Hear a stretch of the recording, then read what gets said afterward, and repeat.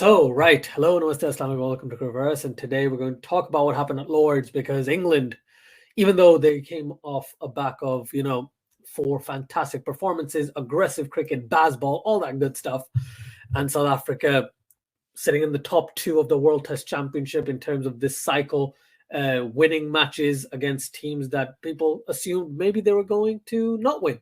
And they did. And they're performing really well. Their bowlers performing exquisitely well. And baseball didn't work for England, did it?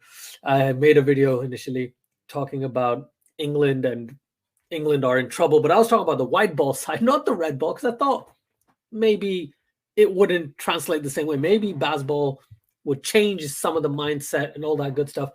But I didn't see that change of mindset in this particular match. Now, say that they played some stupid shots. Yes, they did. But also, South Africa bowled brilliantly. Both innings, South Africa's bowlers were sensational. Kagiso Rabada, one of the fastest bowlers to get to 250 test wickets, one of the best strike rates in the history of test cricket in terms of pace bowlers. And then you look at how well he bowled in the first innings, picked up 5 wickets, 2 wickets in the second innings, right? It was economical. And then you have Anrich Nortje at the other end, who isn't opening the bowling, which is something that blew my mind, but he's not opening the bowling as often as you'd expect him to. He was, in certain situations, he was coming in later. You had Rabada and Ngidi or Rabada and Janssen, and then you'd bring in the big guns. And Nortje, yes, he would go for runs to an extent, but dude would come in and pick up wickets. He bowled some really quick deliveries. That bowl to Johnny Bairstow in the first innings just blew my mind. He was quick, on target, and that's one of the big reasons why he picked up wickets in this match and troubled the batsmen. Then yes, you will obviously get situations where Ollie Pope, who batted really well in the first inning, scored 70 odd, I think, 73 if I'm not wrong, could be wrong. He batted quite well since he's come into the number 3 position. His average is closer to 40, and this is the best he's batted in his international career. So great to see that. But the rest of the England batting lineup, Stuart Broad, maybe slight highlight, came in and just went absolutely crazy with the bat. But otherwise, yeah, England do not look good. Let me rephrase that. England did not look good because one match is not going to change the way they're going to approach the game. You listen to Brendan McCullum and Ben Stokes talk about their test team, talk about Zach Crawley, that we think Zach Crawley isn't a consistency player. He's a player, if he gets in, he needs to score runs. But we're not counting on him to perform in every single game. Interesting way of looking at it. He's played 35 test matches or something along those lines, or at least played 35 innings, if I'm not wrong.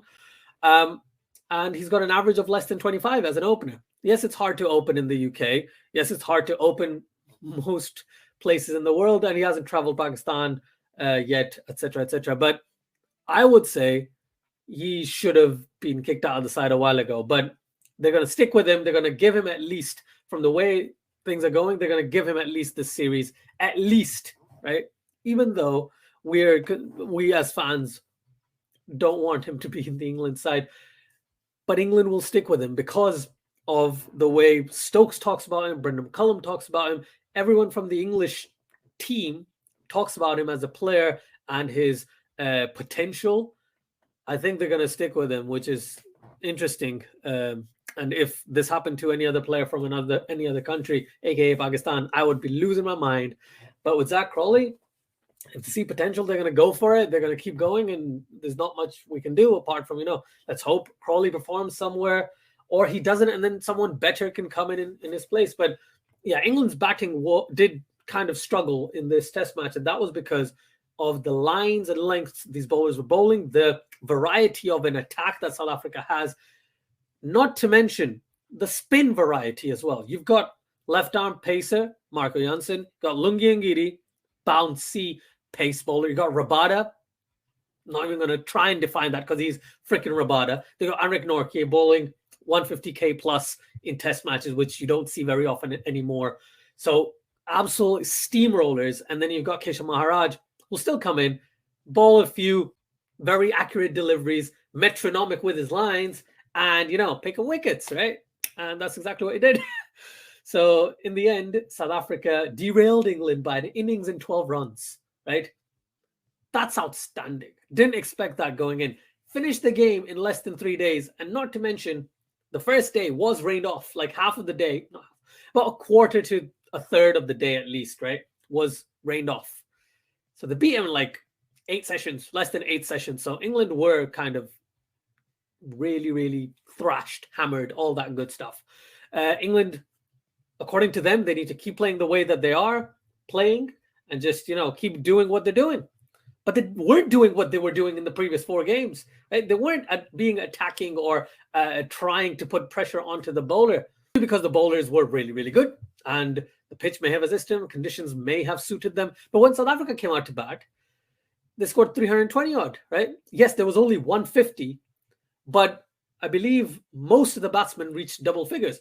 Marco Jansen, their lower order performed. Marco Jansen, 40 odd. Keshav Maharaj, 40 odd. What's his name? Anrik Nortje scored almost 30 runs as well. So generally their lower order made 110 runs, give or take. Then you had their top order, Sean Irwin. I hope I pronounced his name correctly. He batted brilliantly, scored a 50, looked solid in defense and with himself attacking. Yes, Dean Algar batted the way that he always does. He's always piling on runs. But the rest of the South African batsmen, yes, they didn't score big runs, but they just kept making runs, right? Double figures at least for the most part. And that was great from a South African perspective. And that put up a lot of pressure on the England bowlers. Yes, England picked up wickets. Of course they did, right? That's why South Africa were 320 odd all out. And England's bowlers were decent, but South Africa's bowling was just out of this world. I wasn't even planning on doing this video. I was going to plan on doing some live stream today. But England were derailed, man. I thought, let's just talk about the way South Africa were just brilliant. And South Africa maybe winning this 3-0. Too early to tell, but they won the first match very convincingly. So let's see how the rest of the series goes. And yeah, there we have it, folks. Do let me know your thoughts in the comments below about what you think the result is going to be and where do you think England lost the plot, because there was a lot of hype about England's new approach, but unfortunately in this match, it did absolutely nothing for them. Thank you again, and until next time, take care.